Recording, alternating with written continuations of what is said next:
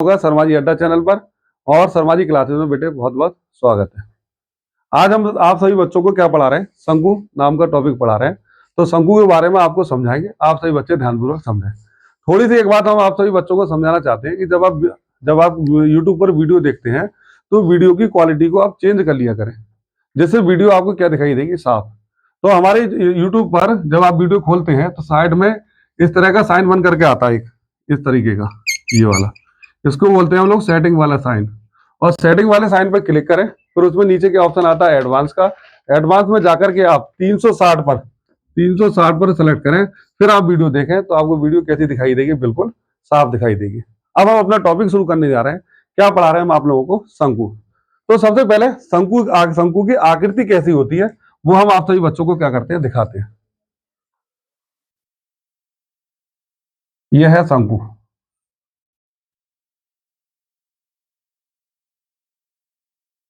ठीक है। यह है आपका बेटे शंकु।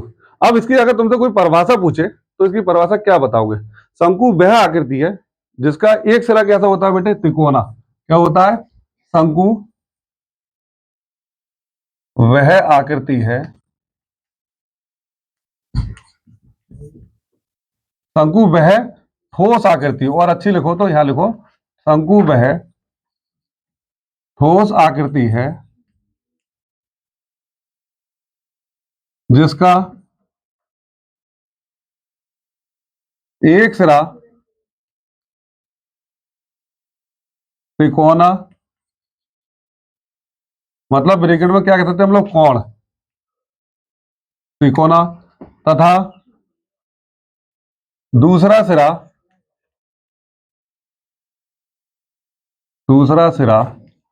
गोल होता है। दूसरा सिरा क्या होता है, गोल होता है। ऐसी आकृति को क्या कहते हैं हम लोग, शंकु कहते हैं। क्या कहते हैं हम लोग उसको, शंकु कहते हैं। तो शंकु वह आकृति है जिसका एक सिरा का बेटा कैसा होता है, ऊपरी तरफ त्रिकोणा, और नीचे सिरा क्या होता है बेटे, गोल। और यहाँ पर हम एक तरीके से ये भी कह रहे हैं यहाँ पर क्या बनना है बेटे, कोण बनना है। तो ऐसी आकृति को हम क्या कहते हैं बेटे, शंकु। शंकु में बेटा जो आप इधर वाली भुजा देख रहे हैं, इस भुजा को हम लोग क्या कहते हैं बेटे, तिर्यक ऊंचाई।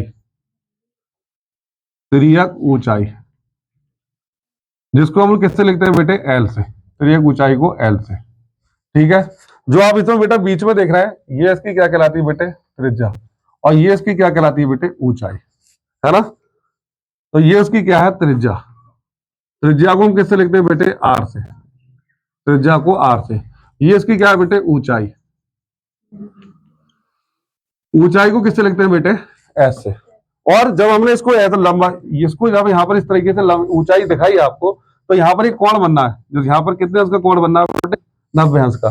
तो इसका मतलब ये जो बन गया हमारा, ये क्या बन गया, समकोण त्रिभुज।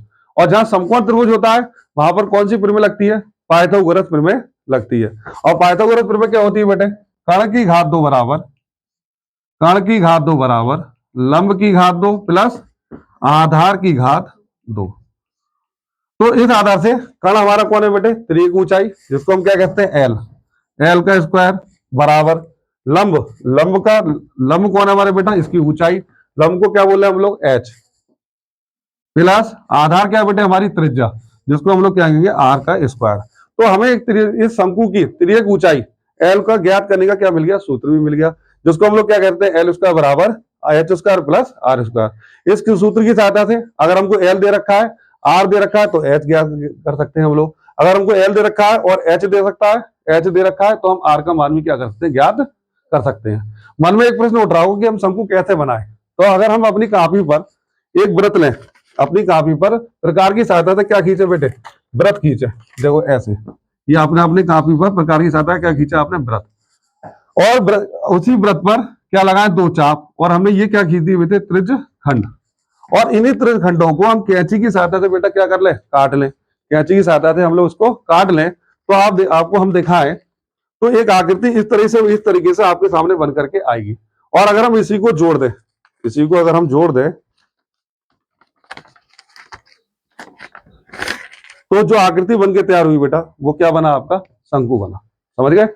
अब शंकु का आगे का दूसरा सूत्र और देखते हैं बेटे। शंकु का दूसरा सूत्र क्या होता है, शंकु का वक्र पृष्ठीय क्षेत्रफल। वक्र पृष्ठीय क्षेत्रफल। शंकु का वक्र पृष्ठीय क्षेत्रफल कितना होता है बेटे? पाई आर और एल। ठीक है, जिसमें पाई क्या है बेटा? पाई का मान 22/7 है, आर क्या त्रिज्या और एल क्या बेटे? त्रिज्या ऊंचाई। ठीक है, दूसरा तीसरा सूत्र बेटा, शंकु की परिधि। शंकु की परिधि जो होती है बेटा क्या के बराबर होती है? 2 पाई आर के बराबर। ये परिधि किसके बराबर होती है? 2 पाई आर के बराबर।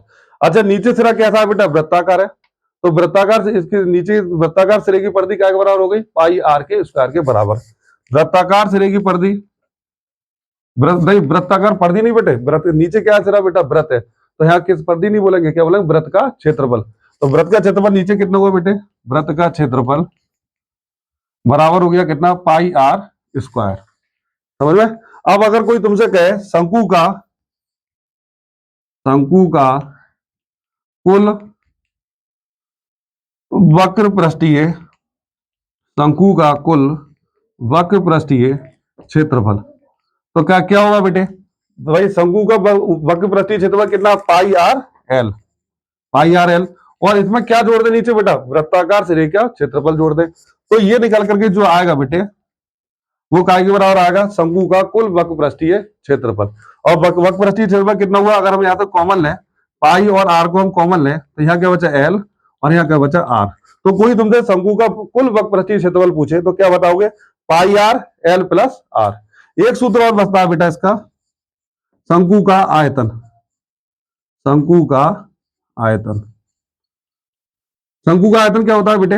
1/3 पाई आर स्क्वायर एच। सही है, जिसमें पाई का मान आप जानते हो, आर क्या बेटे? त्रिज्या, और एच क्या बेटे? ऊंचाई। समझ गया बेटे? तो आज आपने क्या पढ़ा? शंकु, और शंकु के बारे में हमने आपको सही तरह समझाया। अगर वीडियो आपको हमारी अच्छी लगती हो तो वीडियो को क्या करें बेटा? शेयर करें, चैनल को क्या बेटा क्या करें? लाइक करें, है ना? और आगे की पढ़ाई बेटा कर लूंगी।